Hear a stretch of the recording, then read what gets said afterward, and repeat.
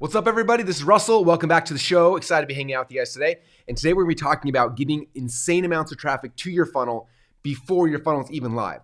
This is one of the biggest problems I'm seeing inside of our community is people, they are spending time building a funnel or building an offer, putting things together, but they're not focusing on the most important thing, which is planting all the seeds you need ahead of time before you actually launch your funnel. So that's what we're gonna talk about. We're gonna go deep into it. And for any of you guys who are building but not getting the eyeballs, the leads, the following ahead of time, we're gonna fix that for you guys today and show you a very fun, simple way to do that. But before we do, I gotta start with some stories because anyway, I'm enjoying the new podcast style, and you guys have been telling me it's been fun. I've shared a lot of stories, again, like I used to back in the day, and people are loving it. So I'm going to tell you guys some stories that will hopefully motivate you and get you excited.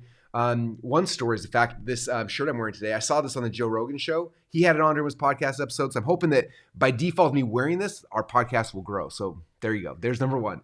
No, but for real, the story I want to tell you guys today, it was actually, I lift weights in the morning with the trainer, and I can't remember what conversation we got in, but we started talking about this, and this story popped in my head. I hadn't thought about this in like probably 20 years, and I thought it was really funny. So this comes down to like, I don't know. My number one, I took Strength Finders. My number one strength is competition. Like I love competition. I thrive in it. The more that it is, the better it is, and all sorts of stuff. And I think that's why this business has been so fun for me. When we first launched it, we were the underdogs, and we had all this big competition. We had all these companies to take on funding. I remember Lead Pages, when we first decided to create ClickFunnels, said just take on $5 million in funding. Eventually I had like 40. And so I was like, we got to beat them. And so we were racing to beat them because we had no funding. It was just us with our brains and our like intuition and our energy running. So that was like the initial thing that we went through, right? And eventually we beat them, we surpassed them. And I have not heard the word Lead Pages in I don't know, 5, 6, 7 years. Then the next was like, okay, who's the next company? And it's like, boom, it was Infusionsoft. They just got like $150 million in funding. So like, all right, there's the next goal. So they're racing. And it was interesting. So that was kind of the goal. And then for a long time, we were the top and there was no one to compete against. And for me, like I need competition. And so that's, I think, big reason why we decided to build new ClickFunnels, which by the way, you guys can see the logo. If you're watching the video version, there's a logo glowing up. We just this week launched the brand new ClickFunnels branding. Have you guys seen it yet? It is insane. It is the coolest thing ever. I need to get a light like this now with the new branding. But it's coming soon. We actually did order lights. So we'll have new branding here in the light format for the videos. But the new branding is going amazing. Like the app looks awesome. The software looks awesome. It's so exciting. With all these people now who are like re-logging back into ClickFunnels to see the new app to start using it. In fact, Joe McCall, one of my favorite people on the planet, he posted today, he said, I'm digging into the new ClickFunnels more seriously. And let me tell you something. It's flipping amazing. We're bringing all of our funnels back over. It's way better than GHL. What was that, Joe? It's way better than GHL. Thanks, Russell Brunson. Love your dedication to making marketing world a better place. Seriously. Okay, so speaking of what Joe just said, there was competition, and this competition came out hard and fast against us. I'm not gonna lie, we lost the first round, lost the first period, and but I'm a wrestler. Like we don't just stop, right? And so for us, it's been like mounting our defense, mounting a new strategy, mounting a new play, getting software better, like all the different things. And now it's like, this is the year of momentum. Like things are rolling forward. It's been really, really fun. And so anyway, so in that context is where this story kind of came from. So I do remember the kid's name, and I'm not going to say his name. But this is a kid who, elementary school, I went to school with him, knew who he was, thought I was a friend with him. He got into high school. High school people become like annoying. So anyway, I was not the best football player, but I was on the football team. And I remember, I was like third string safety or something like that. I remember our coaches were like, all right, guys, you got to find the guy ahead of you and beat him out. And it's like, they gave us a really good presentation. I got motivated. I was like, okay, I'm going to find the guy ahead of me. I'm going to beat him out. So for the next 2 weeks, I kept like working and killing myself. And I ended up beating the guy that was like the second string safety, and then the first string, and then I ended up beating the first guy. And I was so excited. I'm like, because again, competition drives me. I'm like, this is the thing. And so I told my parents, like, I'm going to be playing the game. I'm going to be starting. I'm so excited. And so that day is the football game. We're there. We're on the field. We're warming up. And one of the other coaches came over. He's like, Brunson, what are you doing here? I'm like, I'm very proud. Like I beat the guys out. Like I made the starting team. And he looked at me. He's like, he looked over at one of the backup quarterbacks. He's like, hey, get over here. And he like put him in my spot and bumped me out.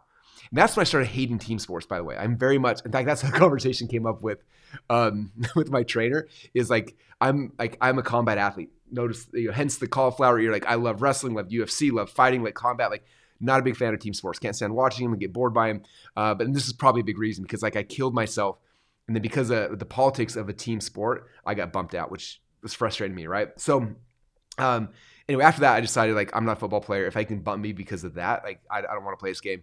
I finished out that season, but I focused all my effort on wrestling, the greatest sport in the world, and within a year became a state champion in high school, took second place in the nation, went on, got a D1 scholarship, and so on and so forth, right? So that was kind of my shift. Now, this is where the story gets fun.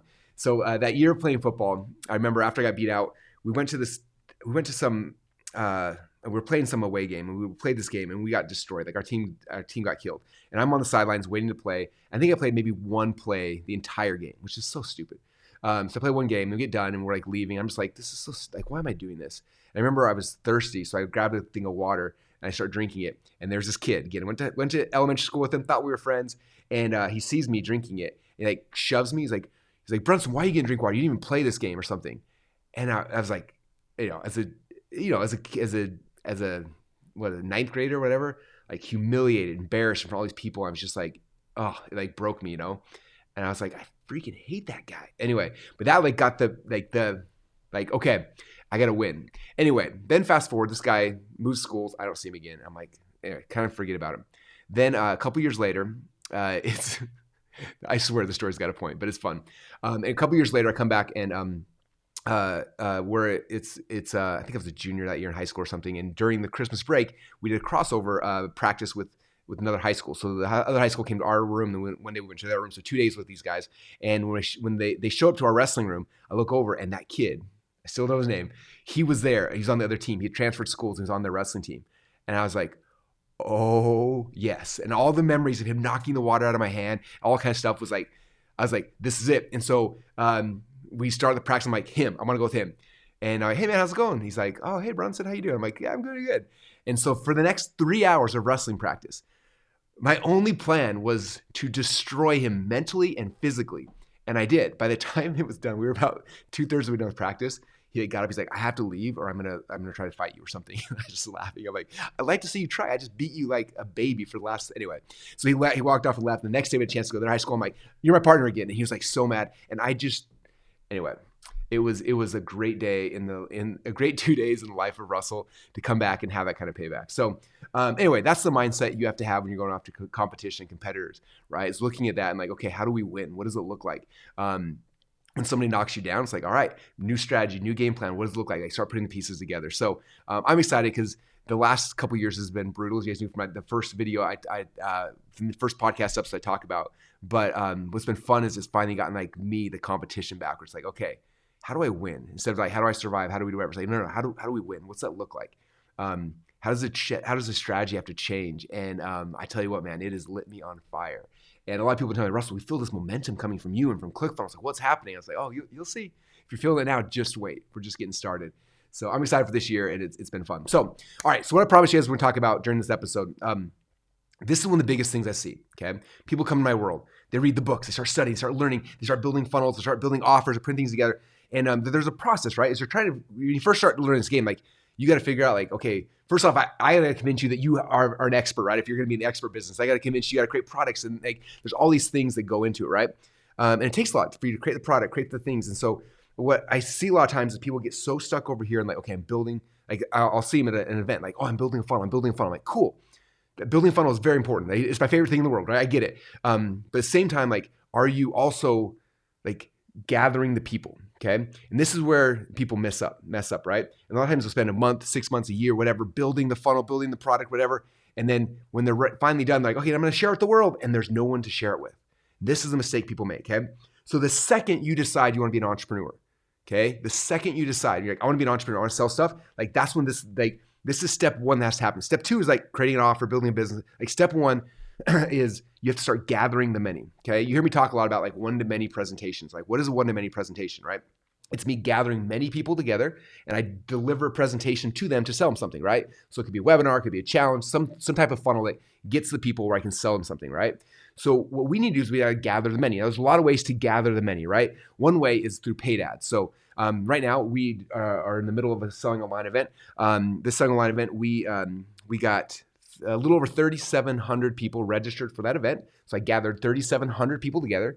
Okay, but my cost to gather those people, it was like $300 or so to sell a $100 ticket, right? So it cost me almost $1 million. It's like $925,000 for me to gather those people together, 3,700 people to deliver a presentation. Now from that, we will make, well, we'll 3x our return on our ad spend, right? Like we'll 3x the money we made by by doing that, right? But it costs me a lot of money to gather those people through paid ads, right?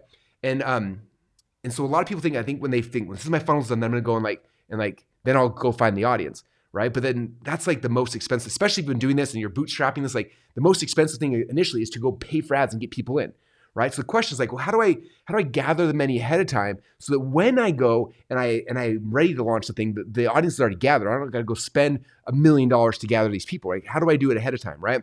There's so many things you can and should be doing that you're probably not thinking about right now. And that's what I want to talk about, okay? Is what are the things you can do to start gathering the money right now? So the second your funnel is done, right, then the money are already there. You're not like going out like, okay, I depleted my resources building this business. Now I got to go spend money to get the customers, right? Like, no, the second you decide I want to be an entrepreneur, that's when you start planting these seeds. That's when you start gathering the people instantly, right? So for a lot of you guys, if you've missed it, like if you've been doing this for a week or a month or a year or 5 years, and you haven't done this yet, like this is now your number one focus. More important than building your funnel or creating your offer or anything, your number one focus is this, which is starting to gather the many. So the second you're done, you've got a captive audience. Because if you're waiting for your funnel to be done before you capture an audience, you messed up. Okay, that's the wrong order. You're out of order. So we got to get back into the correct order. Does that make sense? Okay, so that's what I'm talking about. Now I'm going to quote a couple things from my book, Traffic Secrets. This is not a blatant pitch for Traffic Secrets, but if it was a blatant pitch, I'd tell you to go get a free copy at trafficsecrets.com. But inside this is my book to teach you guys how to get traffic and build a following and all sorts of stuff. Like it's the deep dive of my brain. There's a couple pieces in here that I do want to share with you guys that I think are key to understanding this, right? And so I'm just going to jump around. If you got the book, you can open with me. If not, just listen to my stories. Or if you want to get the book, or you can go to Amazon, get it for $25 or whatever it is, or you can get it for free plus shipping at trafficsecrets.com. Okay, so secret number 4 inside Traffic Secrets book. The chapter is called Work Your Way In and Buy Your Way In, right? So I'm talking about there's 2 different ways to grow an audience, right? Again, buying your way in is buying ads. That's what I did with this weekend. I gave Zuckerberg $900,000 to buy my way in, to get him to send a whole bunch of people to me so I can sell to them, right? Or you can work your way in. Working your way in is how you get free traffic to come to you, right? A lot of people ask me, what's better, free traffic or paid traffic? The reality is they're both insanely awesome. I love them both, right? There's not one better. But when most people are getting started, usually you got 2 different resources. You either have time or you have money, right? These are the 2 resources that we have. And what I tell people traditionally is if you have more money than time, focus on paid ads. But if you have more time than money, you got to focus on working your way in, doing the free stuff, okay? Now again, in a perfect world, you'd be doing both. In fact, if you read the Traffic Secrets book, we walk you through the process of starting free and then reinvesting money from free into paid ads, and that's how you actually scale in a way that's not scary. In fact, on page 68, I have this little graph. I don't know if you can see that at all. There it is. So there's like this traffic and time, and like it shows like controlled traffic you're buying, you can spike really fast and it flatlines, whereas earned traffic is slower, but then it scales past it eventually. So that's kind of like, anyway, that's how we look at long term. But right now, I just want to focus on working our way and getting the traffic ahead of time because it's the free traffic and stuff you can and should be doing while you're building your business, okay? All right, so in secret number 4, work your way and buy your win, the first step here, the step says dig your well before you're thirsty, okay? So this is what I'm talking about. You want to start digging your well before you're thirsty. So what that means is when your funnel's done, your offer's done, you're going to be thirsty. I need traffic, I need people to sell to. And all of a sudden it's like, oh crap, I didn't dig my well. Okay, that's the secret, eggs. We got to start digging our well before we're thirsty. Okay, we start building the following before we have something to sell to them. Step number 1 is building the following. Step number 1 is traffic, right? Somebody asked me, I remember I was speaking in the UK and I still remember, her name was G. She was awesome. And speaking in the UK, I come off and we're talking in this little group of people and somebody asked me, I think it was her or someone's with her or something, but they asked me like, Russell, whenever you launch a funnel, it's always successful. How are you always successful? And it was the first time I'd ever given I didn't consciously think about this, but it's the first time I'd ever I responded. I was like, oh, wow. And I was like, I thought for a second, I'm like, oh, the reason why is because I don't build a funnel first, then go look for traffic. I find the traffic source first, and then I build a funnel and an offer based on what that traffic actually wants. And the person was like, what? Why don't you tell everyone that? Like, that was the big secret. I was like, I hadn't thought about it. But it makes, that's what I do, but I hadn't thought about it, right? A lot of people, what you're doing is you're building a funnel and building an offer and then trying to find traffic to sell to, okay? The secret is finding the traffic source first, and then you create the offer that they actually want. Then it becomes easy.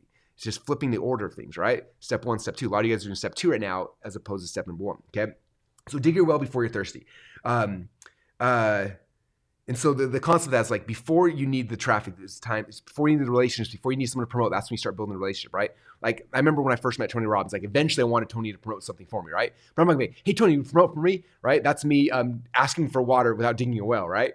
Instead, I was like, I'm going to build a relationship with Tony Robbins. And so for a decade, I built a relationship with Tony, right? I was digging my well, building a relationship. And 10 years later, when my second book came out, Expert Secrets, I was like, hey, Tony, will you promote this? And he's like, I would love to. And he did Facebook Live with me. I got seen by like 5 million people, sold 10,000 plus copies of my book, right? And it all came off of me digging my well before I was thirsty, okay? And so that's the first thing thinking about is like, you're going to be thirsty. As soon as your funnel's done, you're going to be thirsty for traffic. Now is the time to start digging. Today, not tomorrow, not next week, not like today, right? That's step number one. The second you decide to be an entrepreneur, starting digging your well, starting to get the people, starting to start building the following, right? That's something you should be thinking about every single day. You should be blocking out at least an hour to 2 hours a day just in like digging the well, right? So that when you have the offer done, it's ready. Does that make sense? So step one is digging your well before you're thirsty. And then in here, I talk about different ways to do that. And there's a lot of stuff in here. But there's kind of two sides I'm going to talk about. One is publishing, and then one is actually building relationships with people who already have your traffic source, okay? So I'm going to go kind of touch on both sides of those a little bit. I'll start with the finding people who already have your dream audience, okay? Because that's what I talk about here in the book. And so on page 60 and 61, Traffic Secrets, I kind of walk through a process. But basically the goal is like, when you're driving traffic eventually, right?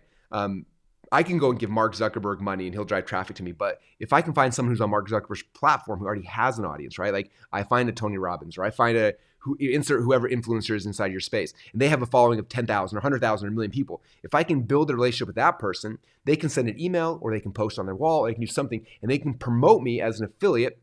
And that way I don't have to actually spend money on the ads, right?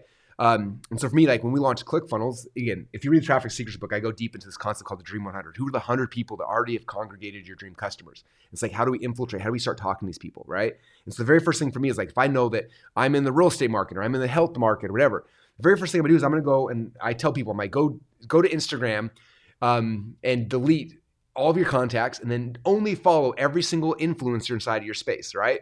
Go, and maybe it's setting up a new Instagram account, whatever you want to do, but create something and then go follow every single influencer, right? Because I want to see like, who are all the people in my space who are already congregated my dream customers? Like those are the people. If I can get a relationship with one of those people, it can open up a huge door for me, right? And same the Instagram, Facebook, YouTube, podcasts, like whatever it is, but you start gathering these people, right? And you start trying to build relationships today. You're digging your well before you're thirsty. Okay.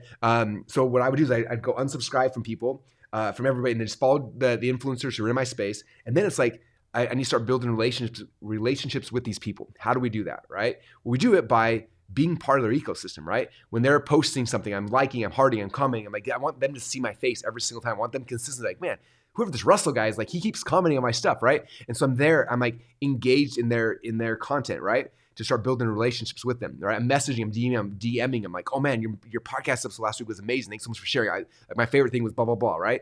And I'm just trying to I'm trying to plant these seeds. I'm trying to dig a well before I'm thirsty, right? And building a relationship first. And so that's how you start doing it, to start building future relationships. And these are so important because one relationship in the future can change your entire business forever.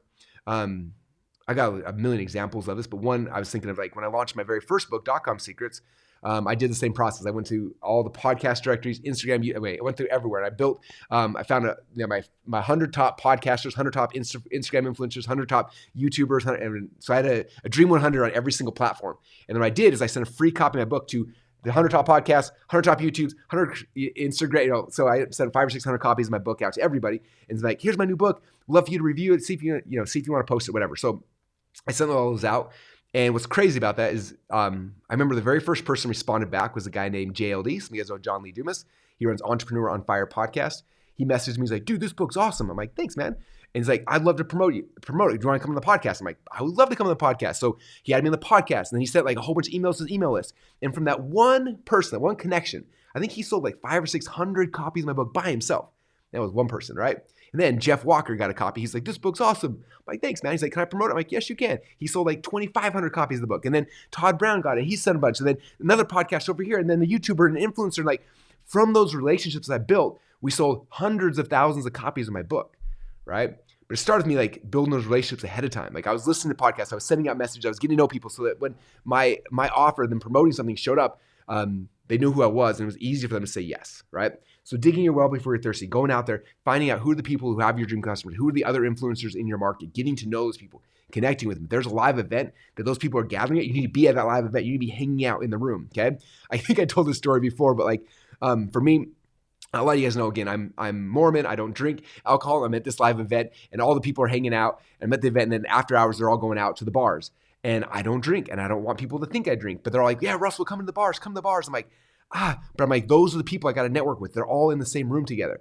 So I think I told the story. I went down there and I ordered milk from the barkeep or whatever. I was like, he's like, you want milk? I'm like, yeah, because I didn't want it to look like alcohol or anything. So I had a cup of milk because I'm walking around, which, by the way, was a great conversation. People were like, are you drinking milk? I'm like, oh yeah, I'm Mormon. I don't drink alcohol. And they're like, that's cool. Tell me about it. And then boom, connection, networking, right? But you got to be around those people. So if I'm in the real estate market, I'm going to every real estate event. If I'm in the fitness market, I'm going to fitness events. If I'm a biohacker, I'm going to biohacking events. Like, and it could be virtual events, live events, in person. Like, I got to get around the other people in my space and get to know them, building relationships, right? This game is a relationship game. Okay. If Zuckerberg shut down Facebook, if Google, Instagram, everything disappeared tomorrow, I would be fine because of the relationships I built over time, right? These people have email lists, they've got podcasts, they got things. And so if everything fell apart, I'd still be okay, right? Most people's businesses I know, if one little thing fell apart, if Instagram disappeared, their business is gone, okay? For me, if I lost every paid media platform on the planet, I'd still be fine. It wouldn't change our business, right? Maybe a little bit, but not that much, okay? In fact, if you've read Traffic Secrets, if you read, where's that? The introduction, literally, or the preface, how do you say it? It says, oh no, sorry, it's not the preface, preface. How do you guys say that? I should definitely know that. Sorry, section number 1. I started section number 1, or the introduction. There it is. Introduction. There's a storm coming. ... Right. And I wrote this book 4 years ago. It came out, and then right after that, all of the Google slaps, Facebook slaps, everything started happening afterwards. I was like, I told you guys, this book is helping you to foolproof your marketing so that when the platform shuts you down, you don't lose your business. And so there's a storm coming, and those who took heed to this have succeeded. Those who haven't, again, go back and geek out. Okay. Sorry, I digress. So number 1, again, is digging your well before you're thirsty. Number 2 is working your way in, right? Building relationships, contacting people, getting to know people. This is such a key foundational part. Okay. If you are launching a product in an industry, the people in the industry know who you are. Okay. You need to be connecting with those people in any way you can do it. Okay. Now I want to talk about one of the easiest ways to connect with those people. Okay. Because a lot of times I'm like, what do I say to them? And I was like, hey, Russell, And so one of the easiest ways to connect with them is to give them something of value, right? Is to give them something that they need, right? So if you think at what are the influencers in your market, in your space, what are they looking for, right? Influencers, people with followings, they're looking for a platform. And I share a story in here about, you guys remember Arsenio Hall? Right? Arsenio Hall. So he was the biggest talk show back in the 90s. I remember he's the one that basically, I think that he was the reason why Bill Clinton got elected as president, because he was kind of struggling, and then he went on the show and played the saxophone, and all these people loved him and then ended up going and voting for him.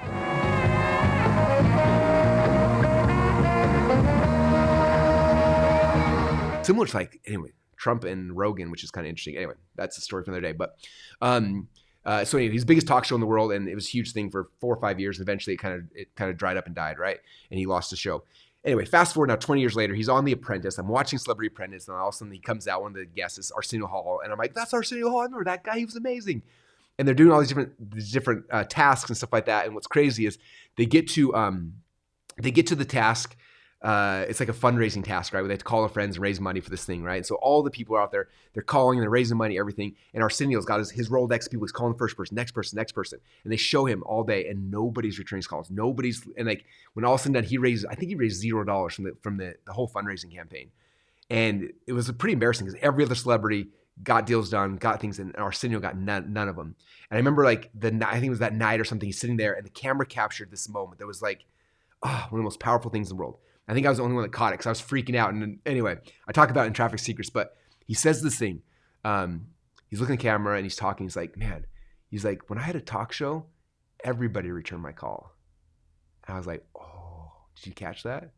When he has his own platform, the president of the United States, like anybody, everyone returns call because they want access to his platform. Like, what's the most valuable thing for an influencer? More influence, more. They need a platform. Like, that's it. That's what they're looking for, right?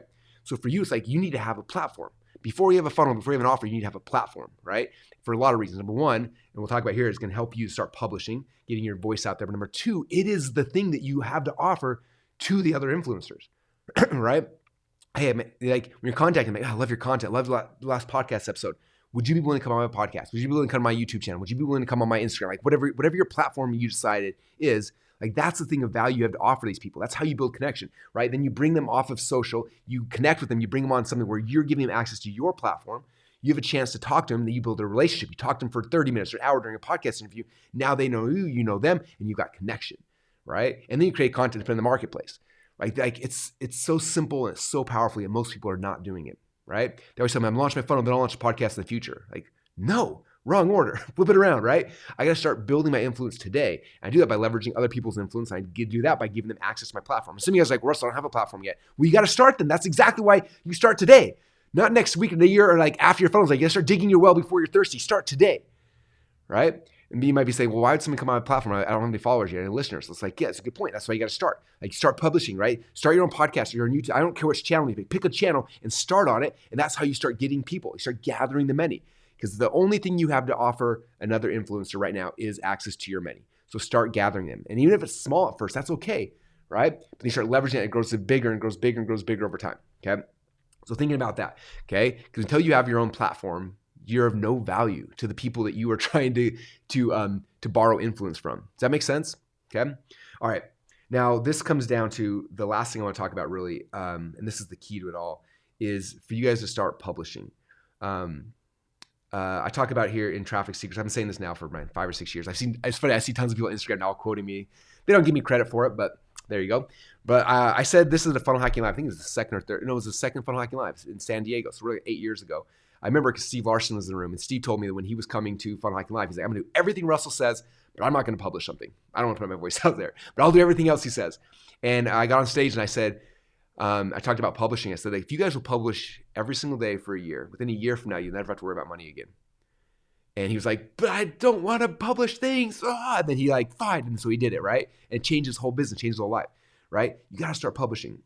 And that's the key that I think most people are missing. Now, there's a lot of reasons why you got to start publishing. I'll talk about where and how here in a minute, but there's this is one of the most, one of my friends, Nathan Barry. Nathan owns ConvertKit. Technically, we're competitors, but he's amazing. He lives in Boise. Two Boise guys, two tech companies. Boise is the tech capital of the world. Take that, Silicon Valley. We're here in Boise. Anyway, so ConvertKit and ClickFunnels are both here, both in Boise, Idaho. And Nathan Barry is the CEO of ConvertKit, and he's awesome.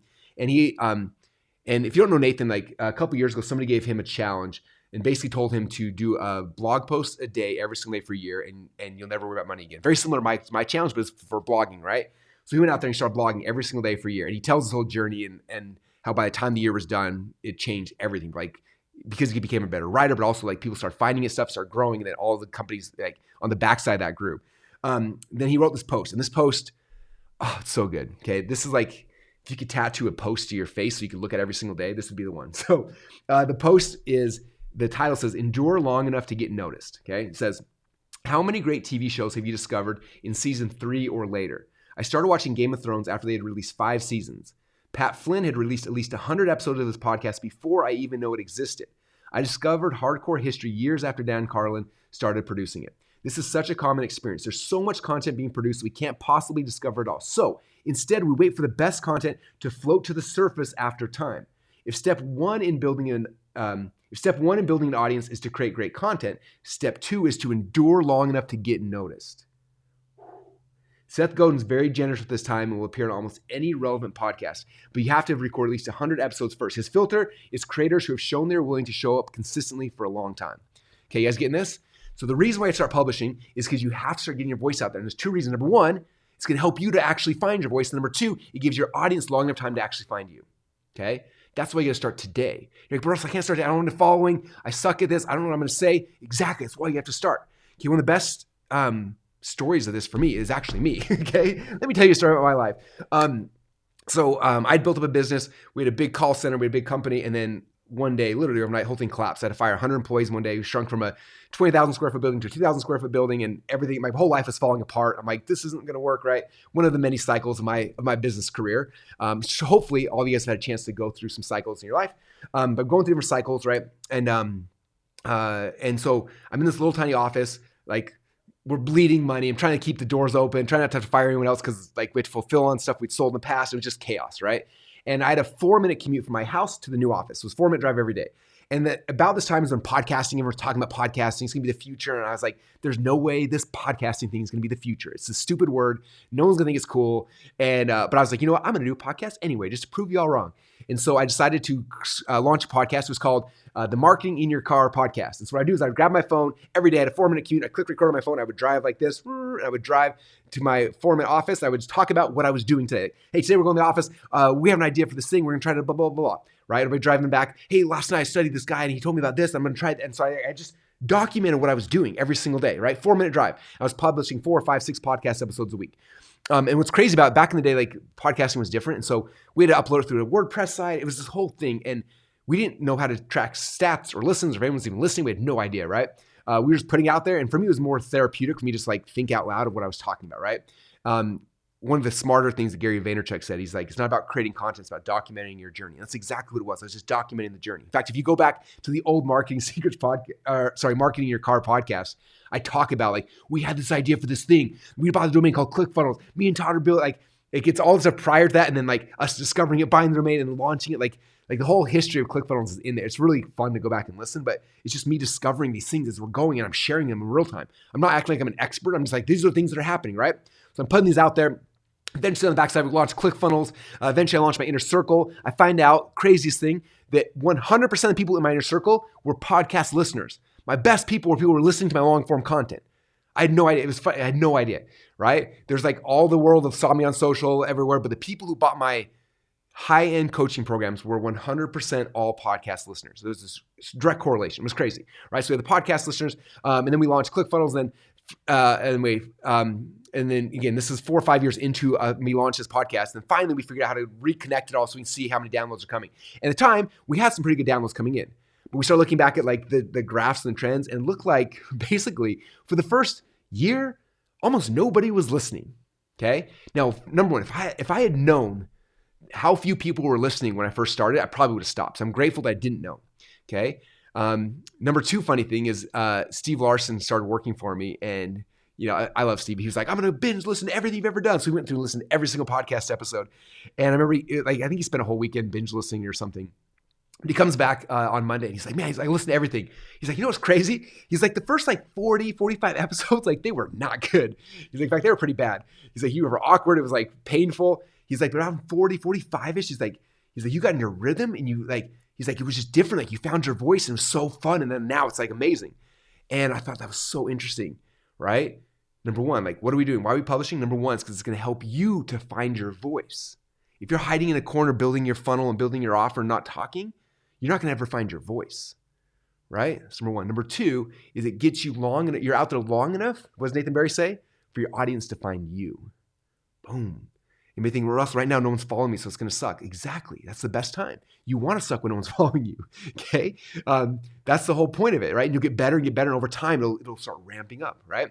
And so that's the key, guys, is starting right now. You got to start publishing. And there's a lot of ways you can do it, okay? For a long time, it was blogging. Nathan Barry started his process blogging. I'm not a blogger. It's funny. I love writing books, hate writing blog posts. So blogging's not for me, but maybe for you, love blogging, okay? If so, cool. Like just focus on it, okay? For Nathan, it was 1,000 words a day for a year. That's what he was doing, blogging 1,000 words a day for a year. And within a year, transform his business, okay? Maybe you like audio, okay? Cool. If you're an audio person, podcast. It's easy.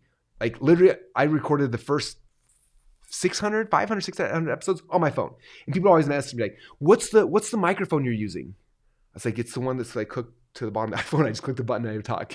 Like that was it. And then, so there's that. Some of you guys may like video more. So do video. So they like Instagram. Like figure out the platform you love the most organically anyway. You're spending time on anyway and do that.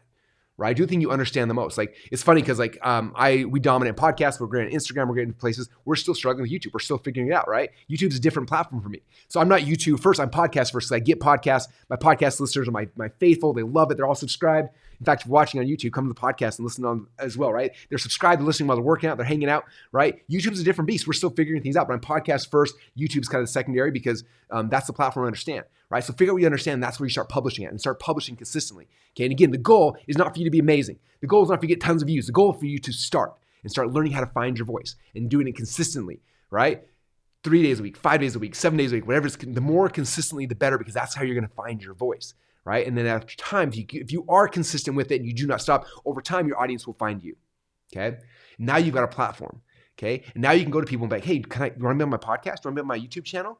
And even if your following's not big at first, that's okay. You don't go and like ask Tony Robbins day number one to be on your podcast, right? You don't ask Russell Brunson to be on your podcast day number one. You start looking around. Who are people that are about the same level as me or maybe a little bit bigger? And that's where you start, okay? When I got started in this game, I remember the same thing. I remember, in fact, before I knew what a Dream 100 was, I just knew, I saw all the influencers back in the day. I saw Joe Vitale was one of them, and I saw Tony Robbins. I had all these, Mark Joyner, I had all these people's names. And I remember I would send them emails and send things in the mail, and like none of them responded back. I'm like, like, this isn't fair. They only care about the little guys like me. Like, why won't they help me? I remember having that like attitude. And then I remember going to an event and I met this guy. Actually, it wasn't an event. It was online. I met him first initially. His name's Mike Filson. Some of you guys know Mike. Met Mike at this event. And Mike was like, I would say he was probably 6 months ahead of me in the game. He already had a product. He had launched, he had a bunch of sales. And I had my product called Zip Brander, which I had, and I was trying to sell it. And I met Mike, and Mike was good. He was one step ahead of me, right? And again, this is before we were podcasting. This is before any of the publishing stuff, but the concept was the same. So he's a little bit above me. I got to know him. He's easy to get a hold of because he's not Tony Robbins with like 800 gatekeepers, not Russell Brunson with 800 gatekeepers you got to get through, right? It was just like him. And he was the 6 months ahead of me. He had figured things out already that I was still trying to figure out. So it was easy to get through his filters and get a hold of him. We started talking, build a relationship. And he's like, dude, that product's cool. And then Mike promoted Zip Brander, okay? Literally promoted it. And I remember because we sold a whole bunch of them, and 217 people joined my email list from the promotion that Mike Filson did. Is that funny? I remember that number, 270 people came to my site, saw the pop-up, put in the email address, and joined my newsletter. And all of a sudden, I had 217 people on my list, which I never had before, okay?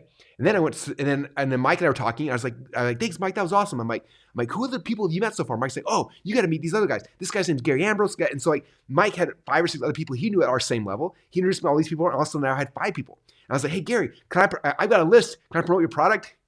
A list of 217 people. He's like, sure. So I promote his product. I made 2 or 3 sales. And he promotes mine. He makes 2 or 3 sales. And also like his list grows, my list grows, Mike's list grows. And then he introduces me to this person. And we start doing these things. And all of a sudden, like our little friend group of people, we all start getting like our influence starts growing together a little bigger. Okay. And what happens now?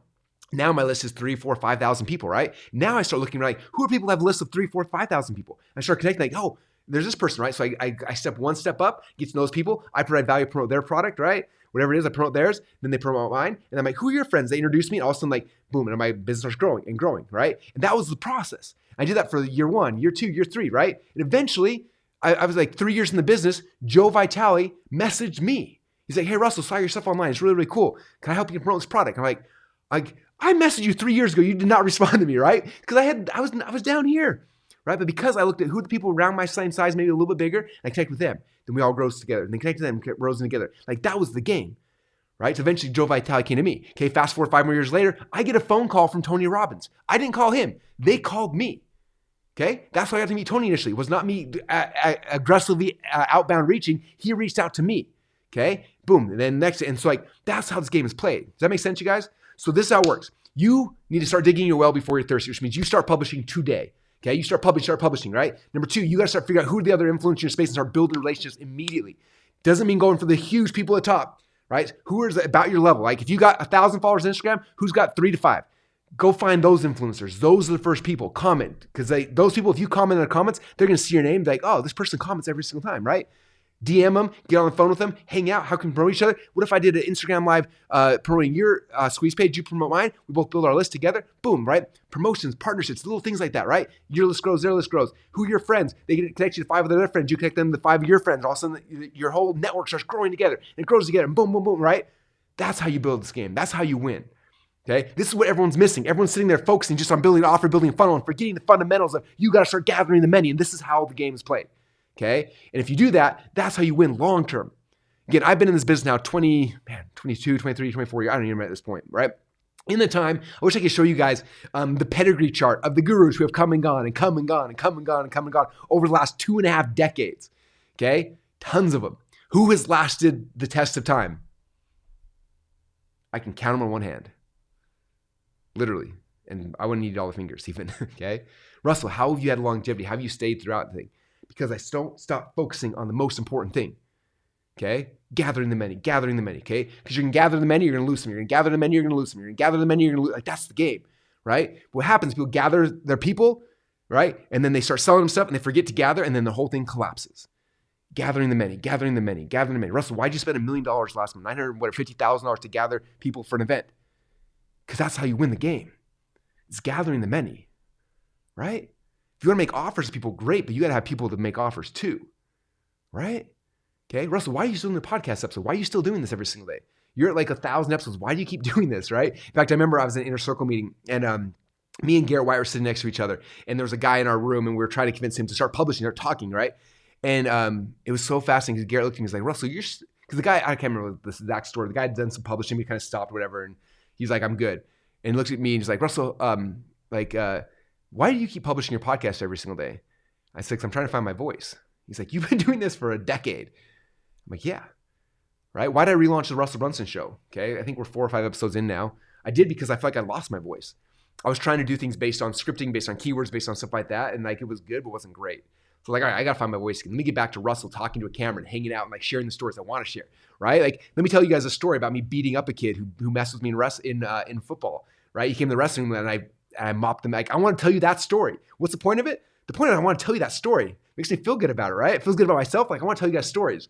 And so for me, it's like I'm still in the spot where I'm still trying to find my voice, right? It doesn't end, right? Your voice keeps getting better and better and better. In fact, it's crazy. My brother sent me this video of me. Oh, I could splice in. Should I do it? Okay, I'm going to splice in. I'm going to have him splice in like a 10-second clip on the video and everything. It's me in a tie behind a desk, and I'm so awkwardly talking. Shaved head, a tie. And I look at that kid, and again, I thought I was the stuff back then. I thought I was amazing. And I think about it now, I'm like, man, it's so embarrassing. I watch it now, it's like, oh. But I want to put my arm around like, Russell's keep going. Eventually, you're going to figure out, you can grow your hair out. You're going to find out that, you can talk with energy, keep your eyes open, like, things that, because like, anyway, so, okay, insert awkward clip of Russell right now. Welcome back. I hope you enjoyed the DVD, and I hope you really spent some time thinking about your ideas and your product and how you could put all these pieces in and turn it into your business. Now, one thing that I want to also mention, because a lot of people watch this DVD and they get so excited and they're fired up. And we're back. I hope that wasn't too painful for you as it was for me, but that's it, you guys. Back then, I thought I was good. Does that make sense? I thought I was good back then. Now look at me today, like right now in my head, I think I'm pretty good. But in 10 years, someone look back at this and like, Russell, you were so bad, right? Same thing for you, but you got to start and be consistent over and over and over again to figure that out and find it. You know what's fascinating to me? When I met Tony Robbins originally, he was the same age I am right now. What? I remember thinking like, man, he's been doing this forever. Like he's this big, huge thing, blah, blah, blah, right? I'm like, no, he was my age when I met Tony. Like this is crazy to me. And then I look at now, okay, when I'm Tony's age, where could I be? Where should I be? Can I catch him? Can I lap him? Am I going to lose to him? I don't know. Either way, it's going to be fun. It's going to be fun to compete. So anyway, I hope you guys enjoyed this episode. I hope it gives you some ideas. The biggest thing is I'm so tired. I feel so bad. People who spend so much time and energy and effort building a product or a movement or a funnel or whatever that you want to call it, and then they're putting out there, there's no one to see it. It's like, and then usually what's been happening is they've been bootstrapping this thing for so long, and it's like, they can't there's no one to sell to. They can't afford ads. They can't do anything. Now they've got this thing, but they've got to go start gathering people, and now they don't have time for it. They're out of money. They got to find another job. And it's like, if you'd been doing these things simultaneously, you'd be fine at this point, but you missed the most important part, which is gathering the many initially. That is the key. So this is the focal point for you guys. Okay, wherever you are right now in your business, it's like taking your time and breaking off. I'd say an hour a day. Okay, and the hour a day is for you to go out there and to network like crazy, for you to publish like crazy, and then get back to building your thing. Okay, just block out first hour of your day. Okay, I'm gonna spend 20 minutes networking. I'm gonna go on Instagram, Facebook, whatever. I'm just DMing people, following people, getting to know people, trying to build a relationship, jump on calls with people. Then I'm coming out, record a 20-minute video, 20-minute podcast episode, upload it, and then boom. Now I can go back to building my company. But if you're missing this piece, when you need the money, when you need when you're thirsty, if you have not been digging your well, you're gonna miss it. Okay, and that is the key. So hope that helps you guys a lot. On top of that, if you haven't read Traffic Secrets yet, I just recommend reading it because this is the keys to everything I know about getting traffic. It's a very strategic book, which means it's evergreen, it's timeless. It means it's not going to change. It means it works today, tomorrow, forever. I specifically not put in tactical things that change with every every wind of change inside the social media world. These are strategic things that'll work forever. It's going to help you understand list building. It's going to help you understand focus on the right things. It's going to, it's the key, you guys. And so, again, I love all my books. They're all great, but Traffic Secrets is just a powerful one for you guys to understand so you can start building the traffic, because until you gather the many, you don't have a business. Okay. And that's the key. So start gathering the many. Your people are waiting for you. They're waiting for you to step into your calling. They're waiting for you to show up and start publishing, start talking so they can find you. They're looking for what you have. They're in pain. They're trying to get out of pain, and they're waiting for you to be willing to step into your calling and share your message. Okay. And you got to do it awkwardly. You got to do it uncomfortably. You got to do it in the spot where you're not ready yet. But until you are willing to do that, those people cannot be like, you can't change their lives. So as soon as you're willing to step into your calling, they are there waiting for you so they can find you so you can change their life. So do it. I promise you it'll be worth it. It's going to be scary at first. You get nervous, pain, all that kind of stuff. I get it. But the good news is when you first start publishing, when you are the worst, no one's going to be watching you. And by the time you figure it out, that's when your audience will show up. So start today. Have some fun. Appreciate y'all. And we'll see you guys all next episode.